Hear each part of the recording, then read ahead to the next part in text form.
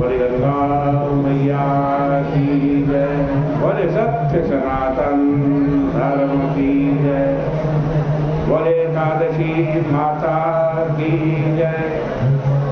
पतित पावनी कलिमल हारिणी मंगलकारिणी मोक्षदायिनी माँ गंगा मैया का ये पवित्रतम तीर्थ हर की पैड़ी ब्रह्मकुंड है।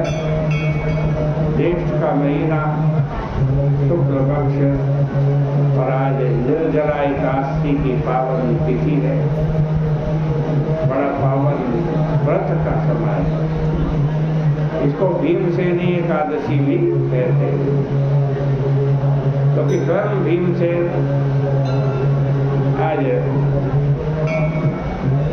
व्यास जी से प्रश्न कर रहे हैं। पितामह महाबुद्धे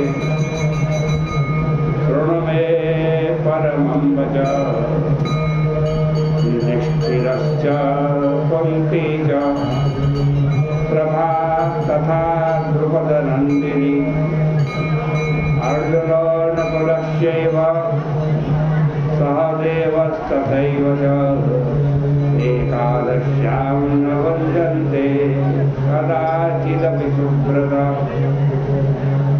हे पितामह, हे महान बुद्धि वाले, हे व्यास जी, मेरी बात सुनो। युधिष्ठिर, कुंती, द्रौपदी, अर्जुन, नकुल और सहदेव ये कभी भी एकादशी को भोजन नहीं करते और मुझसे भी नित्य कहते हैं कि हे भीमसेन, तुम एकादशी को भोजन मत करो। मैं उनसे कहता हूँ कि हितात, मुझसे भूख सहन नहीं होती है,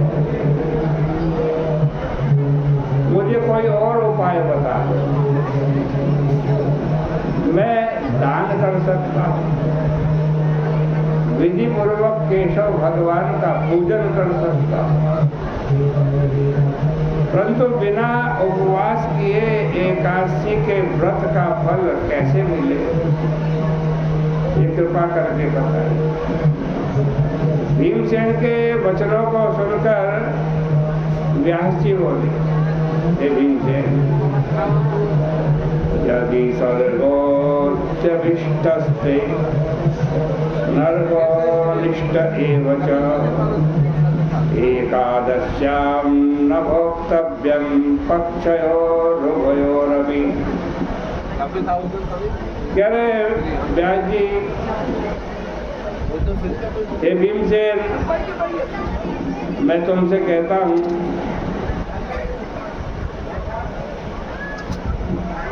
यदि तुम्हारे को स्वर्ग अत्यंत प्रिय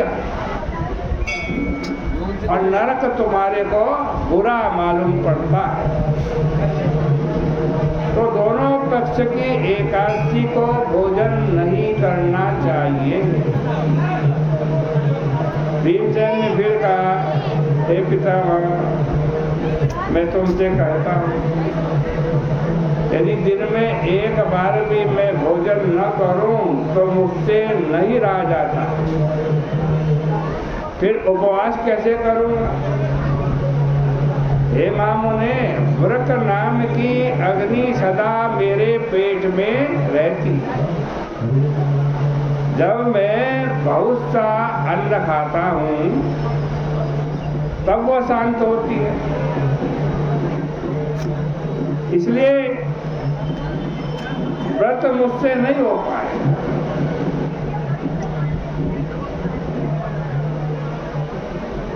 आज मुझे कोई एक उपवास बतला दीजिए जिससे मुझे स्वर्ग मिले। साल में एक व्रत बता दीजिए, मैं उसको विधि पूर्वक कर लूंगा। हे पितामह, कृपा करके ऐसा कोई व्रत बतलाएं जिससे एक व्रत करो और साल भर की एकादशी के व्रत का पुण्य मुझे प्राप्त हो जाए, मेरा कल्याण हो जाए। व्यास जी ने कहा, हे राजन, तुमने मुझसे मानव धर्म सुने, वैदिक धर्म सुने, लेकिन कलयुग में उन धर्मों की करने की शक्ति किसी में नहीं है। सरल उपाय, थोड़े धन और थोड़े कर्म और परिश्रम से महाफल प्राप्त होने की विधि मैं तुमसे कहता हूँ। ये पुराणों का सार है। क्या है कि दोनों पक्षों की एकादशी करता है, यानी कृष्ण पक्ष की भी और शुक्ल पक्ष की, वो नरक में नहीं जाता। व्यास जी की बात को सुनकर बड़ी भुजा वाले भीमसेन जैसे पीपल का पत्ता कांपता है वैसे थर थर कांपने लगे और बड़े डर करके बोले, हे पितामह, मैं क्या करूं? मैं उपवास नहीं कर सकता, इसलिए प्रभु बहुत फलदायक एक ही व्रत मुझसे कहिए। व्यास जी बोले, ये भीमसेन, जब वृष के या मिथुन के सूर्य हो, ज्येष्ठ का महीना हो और शुक्ल पक्ष की एकादशी हो, उसका यत्न पूर्वक निर्जल उपवास करना चाहिए। स्नान और आचमन में जल का निषेध नहीं है।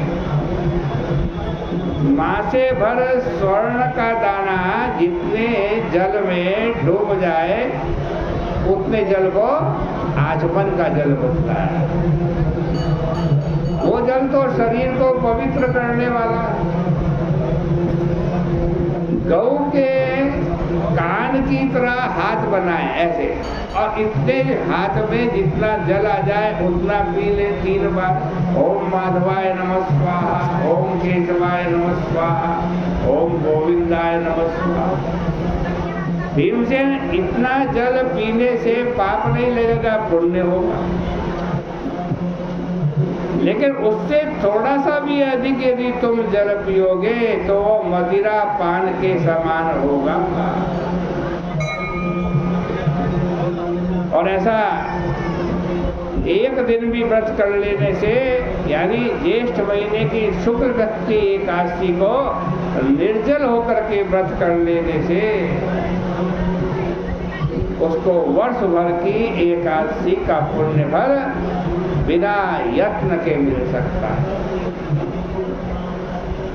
एकादशी का व्रत करें, फिर द्वादशी के दिन सवेरे निर्मल जल में स्नान करके ब्राह्मणों के लिए जल और स्वर्ण का दान करें।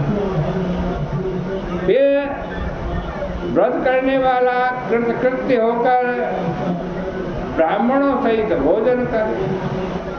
हे भीमसेन, इस प्रकार व्रत करने से जो पुण्य होता है उसको श्रवण कर।